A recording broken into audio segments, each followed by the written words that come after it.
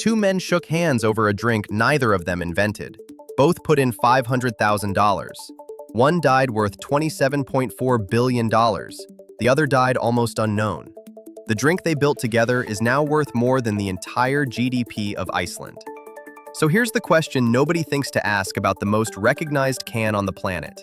How does the man who actually created Red Bull end up a footnote in his own story? Here's the story most people never heard. One of them never saw it coming. The Thai tonic. Bangkok, 1976. A Thai entrepreneur named Chaleo Yoovidhya launches a tonic for construction workers and truck drivers. He calls it Krating Daeng, Red Bull in Thai. 10 baht a bottle.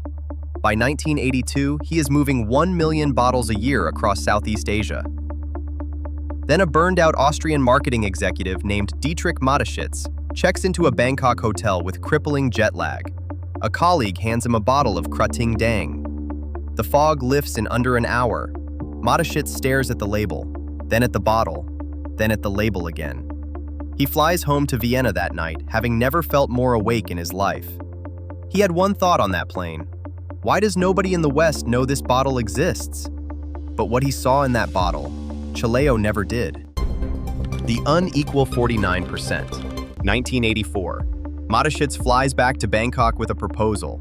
He wants to take Krating Daeng to the West.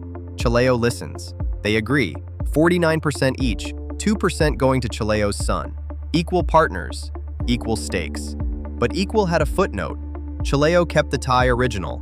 Mateschitz got operational control of the European version. It's like co-writing a song in two different languages, except only one version ever makes it onto the radio. I want to make 2 changes to the formula. What changes? Carbonation.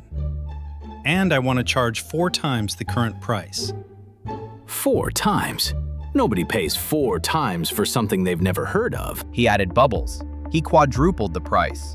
The first research firm said the name was too foreign. The second said the taste was too medicinal. The third said the price was an insult. Mateschitz hired a 4th firm. They agreed with the first 3. So he fired them all and launched anyway. In Thailand, Krating Daeng sells for 31 cents a bottle. In every airport on this planet, Red Bull costs $4. Same formula. Different price, different story, different world. If that just stopped you cold, hit like right now. It tells YouTube this story deserves to be heard. So both men got rich from the same company. Equal split, right?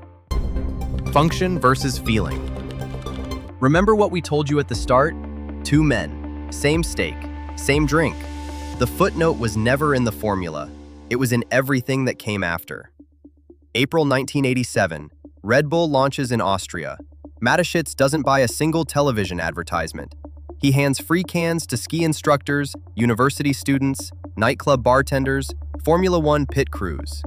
People who look like they never need energy, seen drinking it publicly. Chaleo's version sold to workers who needed it. Mateschitz's version sold a feeling to people who wanted to feel like they did. Why does that distinction matter? Because feelings scale, function doesn't. For 25 years, that strategy quietly built one of the most recognized brands on Earth. Then Mateschitz decided quiet wasn't enough. October 14th, 2012. Felix Baumgartner stands at the edge of a capsule 128,000 feet above Earth. Red Bull logo on his chest. The operation cost $30 million. Baumgartner jumps. 8 million people watch live. The estimated earned media value, $500 million. That same year, Chaleo Yoovidhya dies, worth $5 billion. His name appears in almost none of the coverage. So what was the 49% share actually worth, and who ended up with more? Same drink, different fortune. Today, Red Bull sells 12.1 billion cans a year, annual revenue topping 10.5 billion euros, the highest revenue energy drink brand on the planet.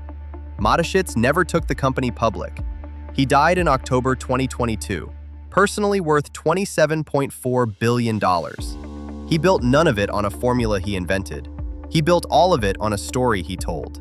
Krating Daeng still sells in Thailand, still 31 cents, still drunk by the workers Chaleo always intended it for. So what does that actually tell us? The product is never the product. The story you attach to it is the only thing anyone is actually buying.